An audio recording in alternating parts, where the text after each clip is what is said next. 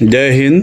এক অপারেশনে চিনার কর্পের সুবেদার শৈলেন্দ্র সিং চৌহান সর্বোচ্চ বলিদান দিয়েছেন। ওনার আত্মার শান্তি কামনা করে ও শ্রদ্ধাঞ্জলি দিয়ে শুরু করছি আজকের বাংলা ডিফেন্স নিউজ। পিটিআই অনুযায়ী বাংলাদেশ $2.2 বিলিয়ন দিয়ে চীন থেকে 20টা J-10C ফাইটার জেট কিনবে, যার মধ্যে ট্রেনিং, মেনটেনেন্স এবং অন্যান্য খরচা কভার থাকবে।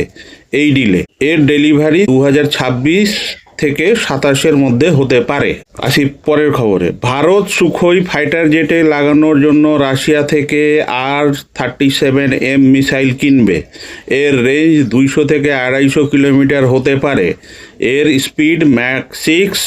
এর মধ্যে ডুয়েল থার্স্ট সলিড মোটর ও অ্যাক্টিভ র্যাডার শিকার লাগানো আছে। এটা beyond visual range hypersonic missile. $1.5 billion দিয়ে 300টা মিসাইল কেনা হবে, যার মধ্যে কিছু মেক ইন ইন্ডিয়া ইনিশিয়েটিভের আওতায় বিডিএল বানাবে। আসি পরের খবরে। ভারত রাশিয়া থেকে 3 থেকে 6 আরব দিয়ে 40 থেকে 60টা Su-57 ডাইরেক্ট কিনবে, যাতে ভারতের স্কোয়াড্রন সংখ্যা বাড়ানো যায় এবং চীন ও পাকিস্তানকে জবাব দেওয়া যায়। আসি পরের খবরে।